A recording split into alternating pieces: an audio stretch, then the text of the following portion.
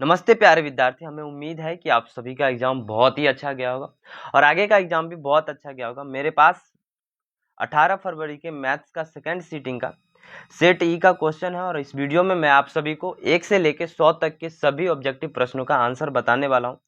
और अब आप मिला के देखिएगा कि आपका कितना ऑब्जेक्टिव क्वेश्चन सही हुआ और एक बार कमेंट कर दीजिएगा कि हाँ, मेरा इतना क्वेश्चन सही हुआ है 1 से लेकर 100 तक में। तो बढ़ते हैं हम पहले प्रश्न की ओर। पहला प्रश्न जो आपसे पूछा गया था आज के मैथ्स के एग्जाम में, कहता था कि एक पतंग पृथ्वी से 20 मीटर की ऊंचाई पर है और इसकी डोर पृथ्वी से 45 डिग्री का कोण बनाती है, तो डोर की लंबाई है, तो ये हो जाता है आपका 20√2। इन जो लगाया इनका सही है। दूसरा प्रश्न था कि a cos theta plus b sin theta बराबर 8 तथा a sin theta minus b cos theta बराबर 4, तो a square plus b square का मान है, तो ये आपका हो जाता 80। दूसरा का भी a सही आंसर था। तीसरा प्रश्न है कि रूट दो साइन पाई बट्टा 4 प्लस कॉस पाई बट्टा 4 का मान क्या होगा या बराबर क्या होगा, तो ये आपका 3 का सी यानी कि 1/√2 होता।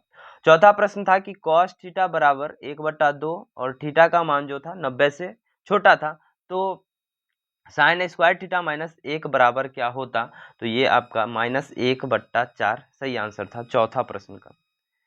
पांचवा प्रश्न है कि आर त्रिज्या वाले गोले का आयतन है, तो आर त्रिज्या वाले गोले का आयतन क्या हो जाएगा, तो ये हो जाएगा 4/3 पाई आर क्यूब। छठे प्रश्न की ओर बढ़ते हैं। छठा प्रश्न है कि tan थीटा बट्टा सेक -1 प्लस tan थीटा बट्टा सेक प्लस 1 का मान क्या होगा, तो ये आपका हो जाएगा 2 cosec थीटा। सातवां प्रश्न है कि 2 sine square 30 degree minus 3 cos square 45 degree plus ten square 60 degree बराबर क्या होगा, तो ये आपका बी हो जाएगा सही आंसर। देखिए, मैं अभी सेट ई का आंसर आपको करा रहा हूँ, सेट बी का सॉल्यूशन करा रहा हूँ 1 से लेकर 100 तक के सभी ऑब्जेक्टिव का। लेकिन आपके पास कोई भी सेट है तो क्वेश्चन आगे पीछे हो रखा है, तो आप क्वेश्चन मिला के आंसर मिला सकते हैं, ठीक है। आठवां प्रश्न है कि यदि किसी घन का एक विकर्ण की लंबाई 5√3 सेंटीमीटर है तो इसका पृष्ठ क्षेत्रफल क्या होगा, तो ये हो जाएगा आपका 150 सेंटीमीटर स्क्वायर। 8 का सी। 9 नंबर प्रश्न है कि किसी गोले के कुल पृष्ठ क्षेत्रफल और उसकी त्रिज्या के एक अर्धगोले में के कुल पृष्ठ क्षेत्रफल का अनुपात है, तो ये आपका हो जाएगा 9 का बी यानी कि 4:3। 10 नंबर प्रश्न की ओर बढ़ते हैं। 10 नंबर प्रश्न है कि दो बेलनों की त्रिज्या का अनुपात 3:7 है एवं उनकी ऊंचाई का अनुपात 7:12 हो, तो उसके वक्र पृष्ठीय क्षेत्रफल होंगे। तो वक्र पृष्ठीय क्षेत्रफल का अनुपात पूछ रहा है, तो ये आपका हो जाएगा 10 का सी यानी कि 1:4। ठीक है। अगला प्रश्न 11 नंबर प्रश्न है कि यदि दो समरूप त्रिभुजों के क्षेत्रफल का अनुपात 121 और 200 अनुपात 225 है वो, तो उनकी संगत भुजाओं का अनुपात क्या होगा, तो ये हो जाएगा 11:15, क्योंकि दोनों में आप रूट करेंगे तो बस मिल जाएगा। तो 11 का सी सही आंसर। 12 नंबर प्रश्न है दो समरूप त्रिभुजों की संगत भुजाएं 7:5 के अनुपात में है, तो इसके क्षेत्रफल का अनुपात होगा। मैं आपको कितनी बार शॉर्ट्स वीडियो के माध्यम से या फिर मैंने जो रात में भी क्वेश्चन दिया था उसमें भी ये प्रश्न था आपका, तो ये हो जाएगा आपका 49:25 यानी कि 12 नंबर प्रश्न था, तो 12 का सी सही आंसर है। आगे बढ़ते हैं 13 नंबर प्रश्न की ओर। 13 नंबर प्रश्न है कि त्रिभुज एबीसी सर्वांगसम है त्रिभुज एक्स वाई जेड के। बीसी बराबर 9 सेंटीमीटर, वाई जेड बराबर 7 सेंटीमीटर। यदि त्रिभुज एबीसी का क्षेत्रफल 243 सेंटीमीटर स्क्वायर है, तो त्रिभुज एक्स वाई जेड का क्षेत्रफल क्या होगा, तो ये हो जाएगा 147 सेंटीमीटर स्क्वायर। 13 का डी। 14 नंबर प्रश्न पूछा गया था कि यदि किसी वृत्त की जीवा की लंबाई वृत्त की त्रिज्या के बराबर हो तो जीवा केंद्र पर बनाया गया कोण, तो जीवा द्वारा केंद्र पर बनाया गया कोण कितना डिग्री हो जाएगा, तो ये हो जाएगा आपका 60 डिग्री। 14 का सी। बढ़ते हैं 15 नंबर प्रश्न की ओर। 15 नंबर प्रश्न है कि दो वृत्त यदि बाह्य रूप से स्पर्श करते हो तो उभयनिष्ठ स्पर्श रेखाओं की संख्या क्या होगी, ये भी मैं आपको कराया था, तो ये आपका हो जाएगा 3 उभयनिष्ठ रेखाएं होंगी। ठीक है, ये भी मैंने आपको कराया हुआ क्वेश्चन था, ये भी आया है मेरे द्वारा कराया गया प्रश्न। 16 नंबर प्रश्न है कि यदि 3 सेंटीमीटर त्रिज्या वाले एक वृत्त पर यदि 3 सेंटीमीटर त्रिज्या वाले एक वृत्त पर खींची गई दो स्पर्श रेखाएं परस्पर 60 डिग्री के कोण पर झुका हो तो प्रत्येक स्पर्श रेखा की लंबाई होगी। तो ये आपका हो जाता 3√3 सेंटीमीटर, 16 का सी सही आंसर। ठीक है, अब बढ़ते हैं 17 नंबर प्रश्न की ओर। 17 नंबर प्रश्न है कि यदि किसी वृत्त की परिधि 2 पाई से बढ़कर 4 पाई हो जाती है तो इसका नया क्षेत्रफल क्या होगा? आधा, 2 गुना, 4 गुना, 3 गुना, क्या होगा? तो ये हो जाएगा 4 गुना। क्या हो जाएगा? 4 गुना। अगला प्रश्न 18 नंबर, दो समरूप त्रिभुजों के क्षेत्रफल का अनुपात 100:81 है तो उनकी संगत माध्यिका का अनुपात है, तो क्या हो जाएगा अनुपात? तो ये होगा 10:9, सही आंसर। 19 नंबर प्रश्न है कि दो समरूप त्रिभुजों के परिमाप क्रमशः 60 सेंटीमीटर और 40 सेंटीमीटर है। यदि पहले त्रिभुज की एक भुजा की लंबाई 12 सेंटीमीटर हो तो दूसरे त्रिभुज की संगत भुजा की लंबाई है, यानी कि क्या होगा? तो ये हो जाएगा 8 सेंटीमीटर। ये भी एक लड़की का प्रश्न है, ये भी उन्होंने सही लगाया है। 19 का बी आपका सही आंसर होगा। 20 नंबर प्रश्न है कि त्रिभुज MNO में P, Q क्रमशः भुजाएं MN और MO पर दो बिंदुएं हैं तथा PQ समांतर है NO के। यदि MP अनुपात PN बराबर 3:5 हो तो MQ अनुपात QO का मान क्या होगा? तो 20 नंबर प्रश्न आप सही से पढ़ लेंगे तो ये हो जाएगा 3:5, सही आंसर था। ठीक है, ये आपका त्रिभुज चैप्टर से पूछा गया सवाल था, 6 नंबर चैप्टर से। 21 नंबर प्रश्न है कि निम्नलिखित में कौन द्विघात समीकरण है? तो ये आपका x प्लस 2 का whole square plus 2x plus 2 जो था आपका एक द्विघात समीकरण था। 22 नंबर प्रश्न है कि किसी द्विघात बहुपद के शून्यक यदि 5 एवं -3 है तो द्विघात बहुपद होंगे। तो द्विघात बहुपद आप शून्यक दिया हुआ था और द्विघात बहुपद आपको ज्ञात करना था, तो ये 22 का बी सही आंसर हो जाएगा, x² - 2x - 15। अगला प्रश्न है 23 नंबर, यदि बहुपद 4x² प्लस 4x प्लस 1 के शून्यक अल्फा और बीटा हो तो alpha two the power -1 plus beta two the power -1 का मान होगा। ये भी प्रश्न मैंने आपको करा रखा था, तो इसका आंसर हो जाएगा -4। ठीक है, अगला प्रश्न की ओर बढ़ते हैं। 24 नंबर प्रश्न कहता है कि यदि द्विघात बहुपद के शून्यकों का योग 4 और गुणनफल 3 हो तो बहुपद है। तो ये बहुपद कौन सा हो जाएगा? b 2x² - 8x plus 6। 25 number सवाल था कि यदि बहुपद x² प्लस x/4 प्लस 1/4 के शून्यक अल्फा एवं बीटा हो तो 4 गुने अल्फा प्लस बीटा का मान है, तो क्या मान हो जाएगा इसका? -1। डी 25 का सही आंसर है। अगले प्रश्न की ओर बढ़ते हैं। 26 नंबर प्रश्न है कि रैखिक समीकरण x प्लस 2y - 7 का एक हल है, तो एक हल कौन सा हो जाएगा? यानी कि आपको x का मान निकालना था, xy का, तो इसमें कहाँ गया, कहाँ 26, तो ये हो जाएगा x बराबर 1 और y बराबर 5। यदि आप ऑप्शन से भी रखते x का मान 1 रख के देखते, y का मान 5, सब ऑप्शन को ट्राई करते तो जरूर मिल जाता आपको, यदि नहीं बना होगा तब, वरना तो ये आसान सवाल था ही।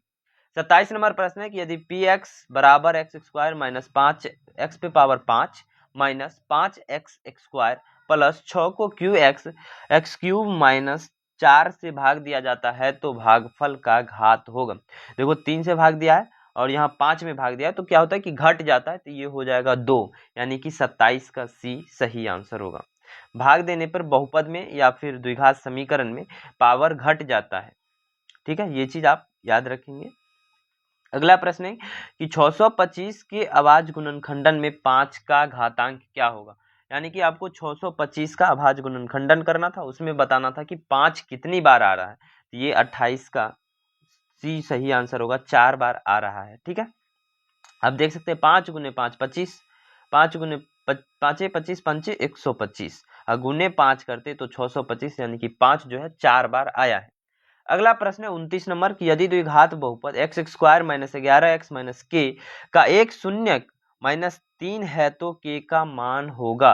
अब यहाँ से आपको x का मान रखना था -3 और k का मान ज्ञात करना था। ये भी सवाल बहुत आसान था, तो इसका हो जाएगा b यानी कि 42, 29 का b।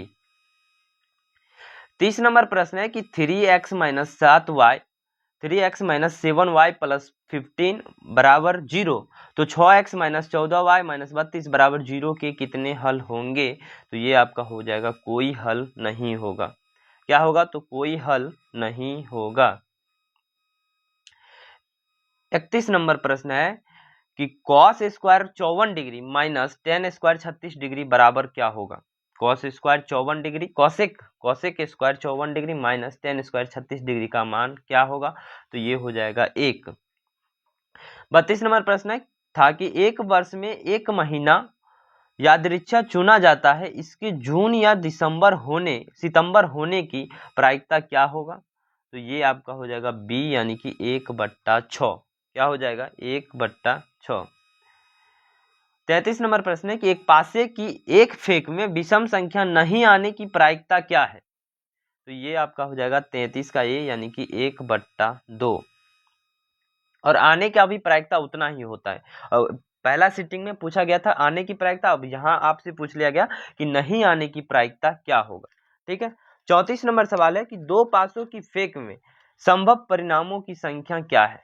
दो पासों की फेंक में संभव परिणामों की संख्या क्या है? तो ये हो जाएगा 34 का सी यानी कि 36 है। अगला प्रश्न 35 नंबर प्रश्न है कि यदि Pe बराबर है 0.5 तो Pe का मान क्या होगा? तो Pe का मान है तो ये हो जाएगा 0.5। ठीक, Pe डैश लगा हुआ, Pe डैश का मान हो जाएगा 0.5। अगले प्रश्न की ओर बढ़ते हैं। 36 नंबर प्रश्न है कि किसी बारंबारता वितरण का माध्य और बहुलक क्रमशः 28, 16 है तब माध्यिका है। ये प्रश्न आपको पहला सिटिंग में भी पूछा गया था, तो इसका हो जाएगा सी यानी कि 24। 37 नंबर सवाल है निम्नलिखित में से कौन सी संख्या एक घटना की प्रायिकता नहीं हो सकती है? तो ये आपका होगा ए यानी कि 1.5। ये भी प्रश्न पूछा गया था। ठीक है। अगला प्रश्न 38 नंबर है कि निम्नलिखित में से कौन केंद्रीय प्रवृत्ति की माप नहीं है? कौन केंद्रीय प्रवृत्ति की माप नहीं है? तो ये हो जाएगा मानक विचलन। 38 का डी सही आंसर। 39 नंबर प्रश्न है कि एक पासे की फेंक में संख्या 1 या 5 आने की प्रायिकता क्या है? संख्या 1 या 5 आने की प्रायिकता क्या है? तो ये हो जाएगा 1/3। 40 नंबर प्रश्न कहता है कि एक थैले में 7 लाल तथा 8 हरा और 5 सफेद गेंदे हैं। एक गेंद यादृच्छिक निकाली जाती है, इसके 9 लाल 9 सफेद होने की प्रायिकता है। तो क्या हो जाएगा? तो ए यानी कि 2/5 आपका सही आंसर था। ठीक है। 41 नंबर प्रश्न कहता है कि 7 सेंटीमीटर त्रिज्या वाले वृत्त पर किसी बाह्य बिंदु P से स्पर्श रेखा PT की लंबाई 24 सेंटीमीटर है। यदि O वृत्त का केंद्र है तो OP की लंबाई है। तो OP की लंबाई हमें यहाँ से ज्ञात करना था। ये भी प्रश्न मैं आपको करा रखा था, तो ये हो जाएगा 25 सेंटीमीटर। 41 का C।